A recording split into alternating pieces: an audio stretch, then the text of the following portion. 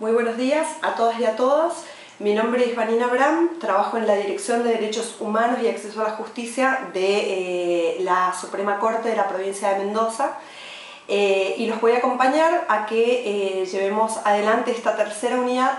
en donde vamos a empezar a complejizar y a profundizar un poco los conceptos que ya venimos llevando adelante en las unidades anteriores.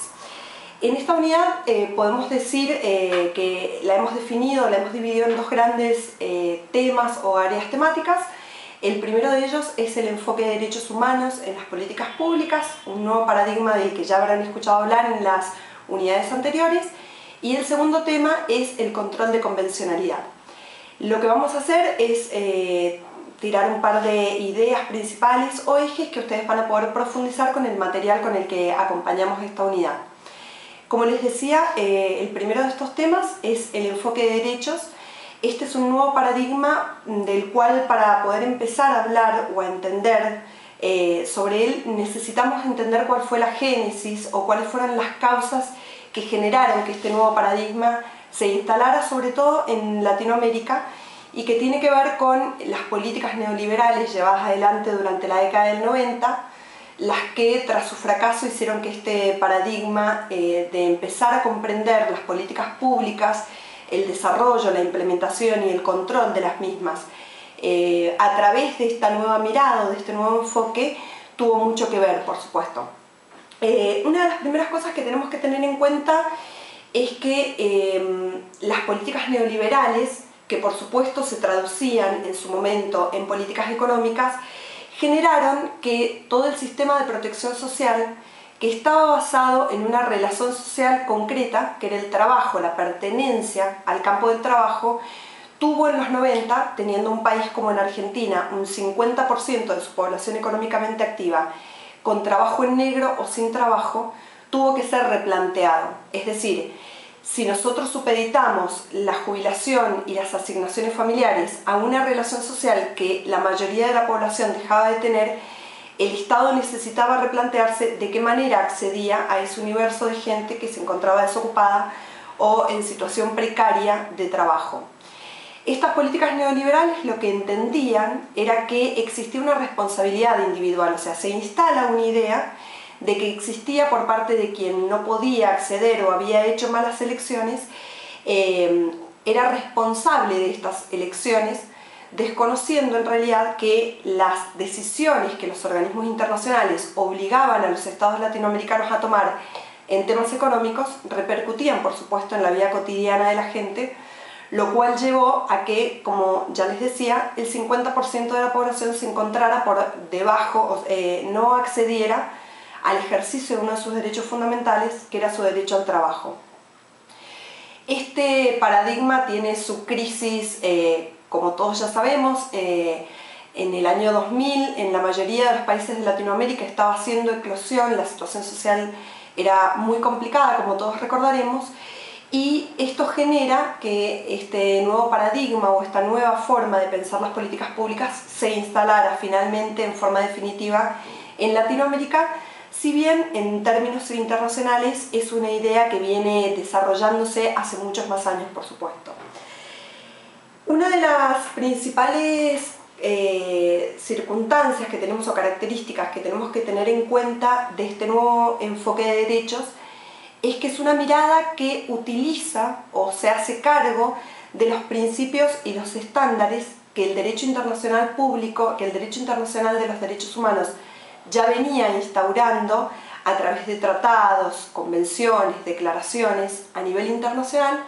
Va a utilizar de estos principios y de estos estándares para planificar, para implementar y para monitorear las políticas públicas que el Estado lleva adelante.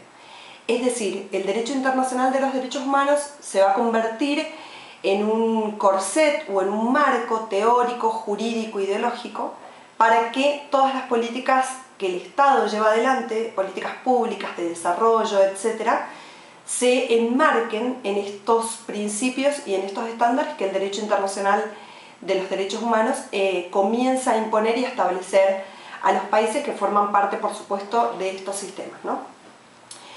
Entonces, como les decía, se va a convertir en un marco conceptual para desarrollar, implementar y monitorear políticas públicas. Además, nos va a ofrecer una guía para la forma de desarrollarlas. Nos va a definir específicamente, cosa que hasta ese momento no estaba del todo claro, no estaba marcado con la claridad que este nuevo enfoque lo determina. Nos va a definir las obligaciones que tiene el Estado por un lado y los mecanismos con los cuales hacer cumplir o hacer exigibles esas obligaciones por otro. Por otra parte, nos va a ofrecer un nuevo sistema para evaluar, monitorear y rendir cuentas de estas políticas públicas que se están llevando adelante y la participación efectiva y la profundización en esto de las personas destinatarias de estas políticas en el desarrollo de estas políticas públicas y sobre todo en el control de las mismas. Entonces, en definitiva, y para terminar de cerrar las características del enfoque de derechos, tenemos que tener en cuenta, y esto lo van a seguir profundizando en el material con el que se acompaña esta unidad, que el enfoque de derechos es un enfoque basado en los derechos humanos, que tiene una correlación muy concreta con una forma de Estado, es decir, se abandona las recetas de los organismos internacionales de crédito, las recetas neoliberales, en estos programas focalizados que pretendían que se implementaran en los países de Latinoamérica y que lamentablemente se implementan, demostrando en la década del 90 su fracaso, y se va a instalar un nuevo Estado o un nuevo modelo de Estado en donde el Estado va a asumir las responsabilidades que le corresponden, se va a hacer cargo de las mismas y por otro lado se va a hacer responsable generando mecanismos para que el nuevo sujeto de derechos, ya no un beneficiario a quien el Estado le otorga una limosna, sino la persona sujeta de derecho, destinataria de estas políticas, va a generar el Estado mismo mecanismos para que estas personas puedan reclamar del Estado las obligaciones que éste tiene que llevar adelante. Esto implica, por supuesto, un empoderamiento de este sujeto titular, que como les decía, y esto es fundamental que lo tengan muy presente, ya no va a ser un destinatario, un beneficiario de determinadas políticas del Estado, sino un sujeto de derecho con mecanismos para reclamar que el Estado cumpla sus obligaciones. Y por otro lado, una participación activa de este titular de derechos en el desarrollo de estas políticas públicas y en la implementación de estas políticas de las cuales él a su vez es el propio destinatario. Esto también implica que van a quedar claros que existe, como ya lo han visto ustedes en las unidades anteriores, grupos en situación de vulnerabilidad para los cuales van a haber acciones afirmativas específicas, es decir, van a ser grupos con destinatarios de políticas muy específicas para suplir estas condiciones, para superar, mejor dicho, estas condiciones de vulnerabilidad a las que se encuentran sometidos. Por otra parte, genera instancias de rendición de cuentas y finalmente establece, y esto es muy importante y también lo van a poder ver en esta unidad, indicadores y estándares. Esto es, la pertenencia por parte de nuestro país a determinados tratados, a determinados sistemas internacionales de derechos humanos, obliga al país a llevar a cabo políticas públicas con determinadas características. El artículo 2 del Pacto Internacional de Derechos Económicos, Sociales y Culturales, solo para poner un ejemplo, obliga al Estado a que lleve acciones inmediatas, afirmativas, hacia estos grupos en situación de vulnerabilidad y obliga al Estado a que en estas políticas todos los avances logrados no puedan retroceder. Esto es conocido como el principio de no regresividad o el principio de progresividad. Pero este artículo, como ustedes ya habrán podido leerlo en el material que ya han podido ver, es bastante ambiguo. Como consecuencia, estos organismos internacionales de derechos humanos generan comités que van a especificar qué significa que el Estado no pueda retroceder en estas políticas públicas, qué significa que el Estado tenga que tener el máximo de sus recursos disponibles puestos a que las personas puedan ejercer sus derechos humanos, etc. Que son frases por ahí que cuando uno las lee en los tratados son bastante ambiguas. Por lo tanto, estos comités que estos tratados generan se encargan de especificar qué implica que en educación, en salud, en trabajo, en vivienda, etc., el Estado cumpla con estas obligaciones. Esto es lo que van a ver ustedes, se conoce como los estándares que el sistema internacional genera, y el Estado, si bien no establece qué políticas concretas debe llevar el Estado respecto de educación, sí establece qué implica que, por ejemplo, Argentina en este caso, cumpla con sus obligaciones en materia de educación, solo por ponerles un ejemplo. Estos estándares, por lo tanto, tienen que ser tenidos muy en cuenta por todos los países que forman parte del sistema, porque definen específicamente todas las obligaciones para que Argentina no incumpla con estos tratados de derechos humanos. Y por otro lado, van a ver el segundo eje temático que vamos a llevar a cabo en esta unidad, que es el control de convencionalidad,